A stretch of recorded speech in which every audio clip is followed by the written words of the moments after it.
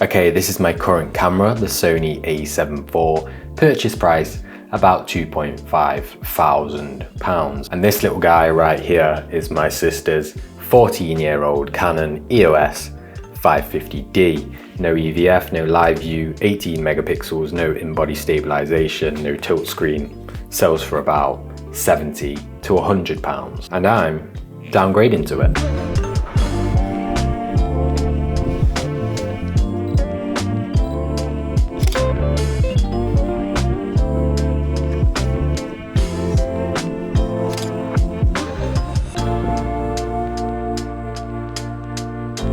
Alright, chill, I'm actually only using this for a week or two, but why? Let me ask you a question. Do chefs use the same ingredients for every dish that they make?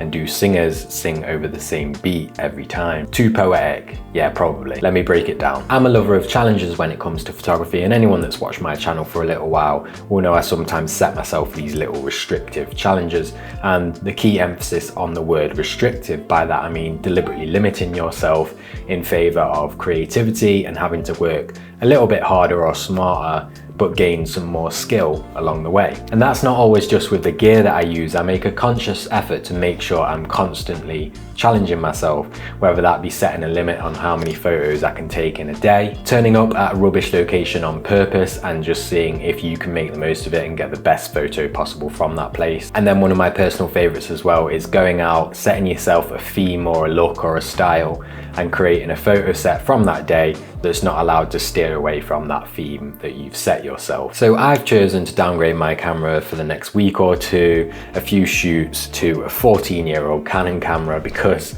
well, have you ever felt a little bit uninspired, a little bit stale, and then you decide to move your room around, and then having a new workspace or having your desk in a different location for some reason gives you this wave of creativity and makes everything feel fresh and inspiring again. Holding a different camera in your hand for a photographer is like moving your workspace around or your desk to the other side of the room. It's refreshing. And I've chosen to shoot on a 14-year-old camera because I know it's going to bring me challenges because it's not got all the incredible, amazing features that are inside the modern day cameras. Not to say that modern cameras have made photography particularly easy or anything like that, but you get what I'm saying.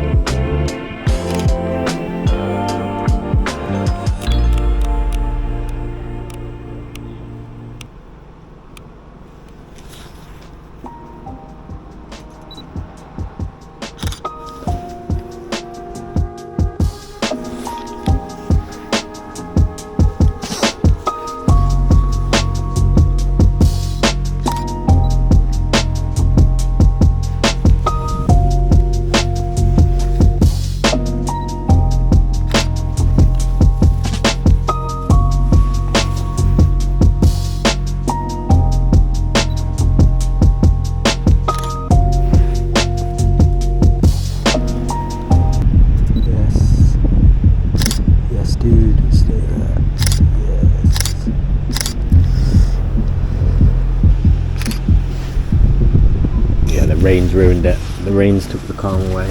Here, let's get under this tree. Like I said at the beginning of the video, there's no EVF, there's no live view, there's only about 6 or 7 or 8 focus points that you can pick. It just doesn't work the same way, which in turn is going to make me have to work a bit harder for compositions and photos that I really want. And the list of those limitations goes on and on and on, but I won't list any more apart from one, which is probably quite crucial. Due to the fact there's not much data out of the raw files in this camera, you can't save as many photos in post-production in Lightroom by pulling your highlights and shadows around and all that good stuff that we're spoiled with modern cameras and the data inside the photos, which means when I shoot with this, I'm going to pretty much have to nail the exposure. One of the most valuable skills you can ever have under your belt as a photographer, no matter how far you are through your photography journey, is knowing how to use manual settings correctly. And sadly, yes, modern day cameras have taken a little bit of that away from us.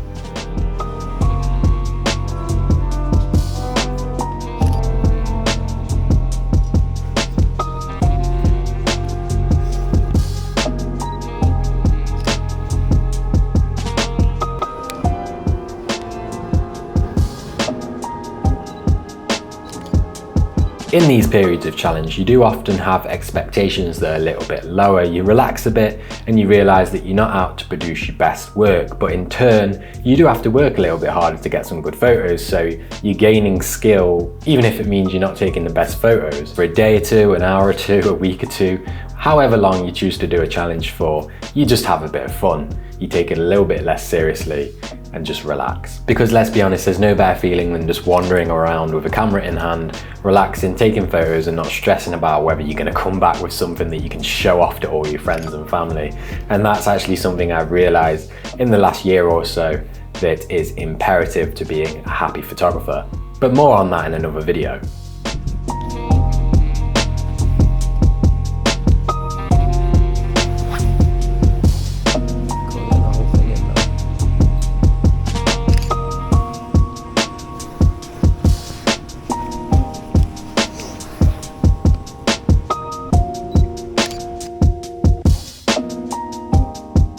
When you next step out with your fancy expensive camera gear or the invisible restrictions from the challenge you set yourself gone, you'll be that little bit smarter, that little bit better, and you can apply that and what you've learned to your new best photos. All right, that's gonna be it from me. I hope you enjoyed. I hope you found some value in this video. Give yourself a challenge and give me a like and a comment. And as always, I'll see you in the next one.